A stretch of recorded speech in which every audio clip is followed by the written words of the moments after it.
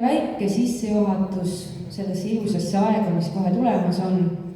Pühade ilmaga pole meid sellel aastal õnnistatud, aga ehk tuleb sellest kontserdist pühade tunne rohkem südamesse. Teie ette astuvad Valga muusikakooli õpetajad ja õpilased ning lugude vahele kuulete toredaid mõtteid ja kirjapanekuid, kuidas on meie maal jõule tähistatud. Varem ja ka praegu. Oodipühi tulevat, see on üks vana regilaul.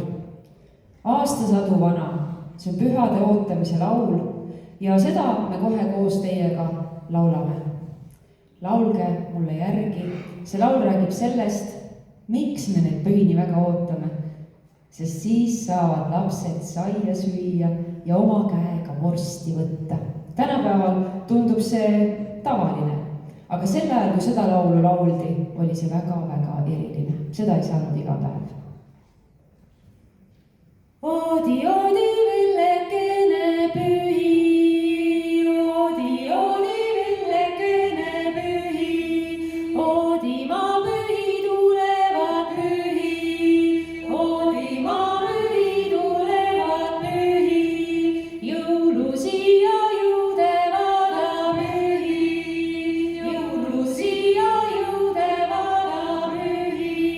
Nääri siia nätte vaada pühi.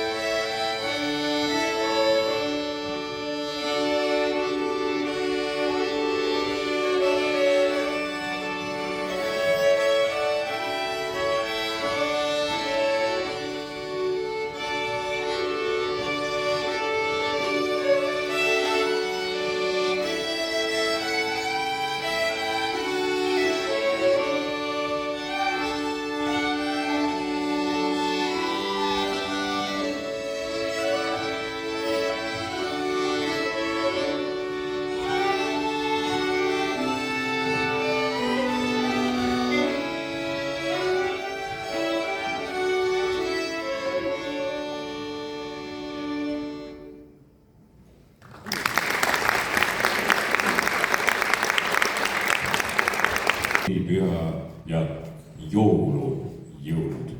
Eestimaa kagu- ja lõunaosas kutsutakse jõule ka sõnadega talvistepühad, talistepühad, talsipühad. Jõulud on meie kalendriaasta ühed pikimad pühad. Nad algavad juba toomapäeval ja lõpevad 3 kuningapäeval. Jõuludel lõpeb üks aastaring ja algab kohe uus. Päike on justkui pesas ja päevad püsivad ühepikkused. Kuigi valgust on siis kõige vähem, on õhus õnne tõotavat kergust ja elevust. Toimub midagi erakordset. Maa pöörab ennast valguse, soojuse, toidu ja elu poole.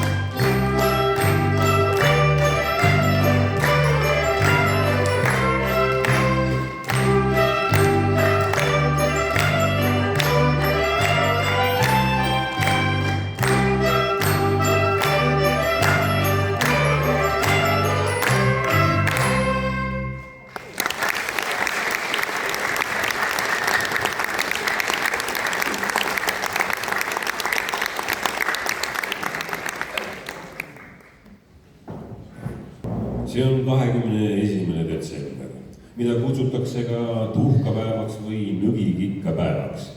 See päev on pühade ettevalmistuste, hingede saabumise ja jõulude alguse päev. Toomapäev langeb enam-vähem kokku talvise pööripäevaga. See on päikese aasta lõpupäev. Siis pedetakse halvad vaimud ja kindlustatakse uut jõudu valgusele ja päikesele. Tähtpäev on säilitanud mitmeid muistseid tavasid, aga saanud juurde ka uusi ja kristlikke motiive. Üks olulistest väga vanadest tavadest on kaltsudest või õlgedest kujude valmistamine, millega peletati laiskust ja mustust. Kõike ebasoovitavat, mida ei soovitud järgmisse aastasse kaasa võtta. Toomapäevast alates suuremaid töid enam ei tehta. Algas jõuluaeg.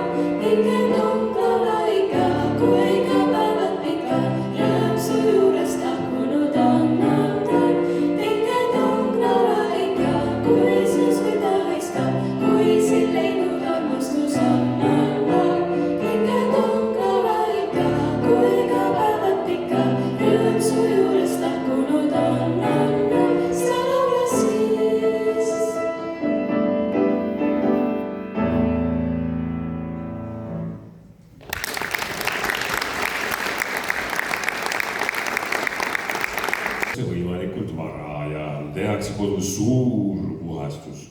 See on parim aeg muuseas ka ahjulõõride ja korstende puhastamiseks. Ühtlasi tehakse ja varutakse jõuluks söögid ja joogid. Tuuakse tagasi ka aasta jooksul välja laenatud asjad. Muidugi, kui võimalik, viiakse need ise omaalgatuslikult tagasi. Valmistatakse ja pannakse üles kroonid, krässid, tähed ja muud ehted ja ohutused, mis loovad pühade meeleolu. Pühad tähendasid puhkamist argipäeva raskest tööst. Seetõttu oli tööd isegi keelatud. Äärmisel juhul lubati vaid seda tööd, mis oli seotud pühade pidamisega.